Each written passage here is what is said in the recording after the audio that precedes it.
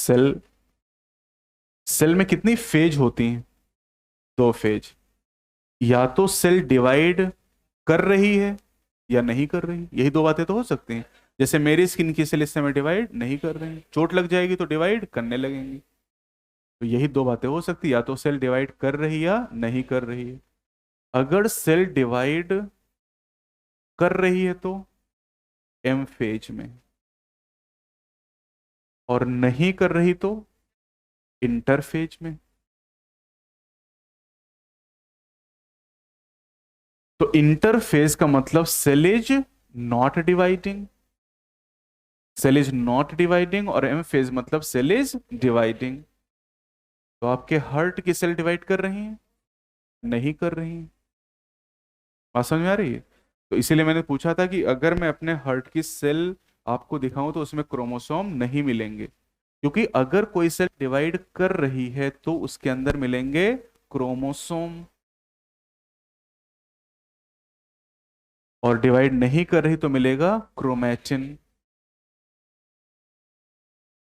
और दोनों ही किससे बने हैं? डीएनए से। ठीक, तो क्रोमैटिन की अगर बात करें तो chromatin is equal to, chromatin DNA से बना है या आरएनए से? किसे? डीएनए आरएनए दोनों से। डीएनए भी है प्लस आरएनए भी है। और डीएनए आपको पता है कितना है ये? 2.2 मीटर। अगर ह्यूमन की बात आप कर रहे हो तो कितना डीएनए है? 2.2 मीटर डीएनए प्लस आरएनए है। साथ ही आपने ये भी कभी सुना है वो हिस्टोन प्रोटीन? तो बताओ कि हिस्टोन प्रोटीन है या नॉन हिस्टोन? कौन सी? दोनों है यहाँ। प्लस इसी में जोड़ देते हैं, plus histone protein, histone protein plus non histone protein.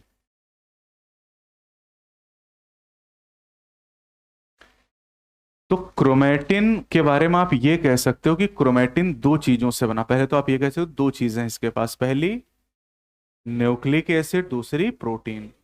इतनी बात समझ पाए आप? और अगर कोई चीज न्यूक्लिक एसिड और प्रोटीन से बनी होती तो उसे कहते हैं न्यूक्लियो प्रोटीन, न्यूक्लियो प्रोटीन। तो chromatin is a nucleo protein structure. और कौन स्ट्रक्चर न्यूक्लियो प्रोटीन था? वायरस। वायरस में भी तो न्यूक्लिक एसिड था और प्रोटीन था। और राइबोसोम, राइबोसोम में क्या है? आरएनए और प्रोटीन, तो भी क्या हो गया? Nucleo protein. क्या मेरी बात समझ में आ रही है? क्या वायरॉइड भी न्यूक्लियो प्रोटीन है? नहीं, वायरॉइड के पास केवल न्यूक्लिक एसिड मतलब आरएनए है। क्या प्रियॉन भी न्यूक्लियो प्रोटीन? नहीं, उसके पास केवल प्रोटीन है। तो कम से कम आपके पास चार चीजें ऐसी हैं जो न्यूक्लियो प्रोटीन से बनी। कौन सी? पहली virus, ribosome, chromatin and chromosome. क्योंकि इसी को जब लपेटोगे तो क्या बनेगा? क्रोमोसोम बनेगा। और इसको लपेटोगे तो ये जिससे बना हो तो वही रहेगा ना। तो ये जो मैं बता रहा हूं ये क्रोमैटिन के लिए भी और क्रोमोसोम के लिए भी। ठीक है। अब तो मैंने कहा कि क्रोमैटिन में न्यूक्लिक एसिड है और प्रोटीन। कौन सा न्यूक्लिक एसिड? डीएनए या आरएनए? दोनों। कौन सी प्रोटीन? हिस्टोन या नॉन हिस्टोन? दोनों। तो समझ में आ रहा है? यहां पर हिस्टोन भी है, नॉन हिस्टोन भी है, डीएनए भी है, आरएनए भी है। ये जो टर्म हम यूज कर रहे हैं chromatin, term chromatin, this term chromatin was given by Fleming. ये टर्म फ्लेमिंग के द्वारा दिया गया। और इस क्रोमैटिन को ही स्टेन करने का तरीका वहां बताया गया है। भाई हम कह तो रहे हैं न्यूक्लियस को स्टेन करें, लेकिन न्यूक्लियस जनरली डिवाइड नहीं कर रहा है। तो उसके अंदर क्या मिलेगा? क्रोमैटिन। हम क्रोमैटिन को स्टेन कर रहे हैं, और स्टेन करने के लिए हम यूज करते हैं बेसिक डाई। तीन तरह की डाई होती है, acidic, basic and neutral. Nucleus के लिए कौन सी डाई है? बेसिक डाइस का यूज करते हैं। वहां जो चार नाम लिखे हैं वो एक्चुअली बेसिक डाई। कौन कौन सी बोलो? Acetocarmine, basic fuchsine, crystal violet and methylene green. तो किसी सेल के अंदर न्यूक्लियस में क्रोमैटिन मिलेगा या क्रोमोसोम? डिपेंड करता है। तो आप पूछेंगे कि किस फेज की बात कर रहे हो? तो मैं अगर कहूं कि हम एम फेज की बात कर रहे हैं तो क्रोमोसोम मिलेंगे, और अगर इंटरफेस की बात करें तो क्रोमेटिन हमें मिलेगा।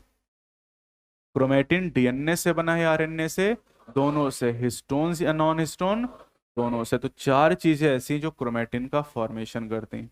और यही क्रोमेटिन जब लपेट दिया जाता है, कंडेंस कर दिया जाता है, तो क्या बनते हैं? क्रोमोसोम का फॉर्मेशन होता है सेल डिवीजन के दौरान, यानी एम फेज के दौरान। What is M? M is mitosis.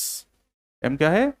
Mitosis. तो जब माइटोसिस होगी, जब सेल डिवीज, दो ही तरह का cell division, mitosis and meiosis, तो अगर सेल डिवाइड करे, लेकिन कैसे? माइटोसिस से, तब आपको क्या मिलेंगे? क्रोमोसोम वहां पर नजर आएंगे।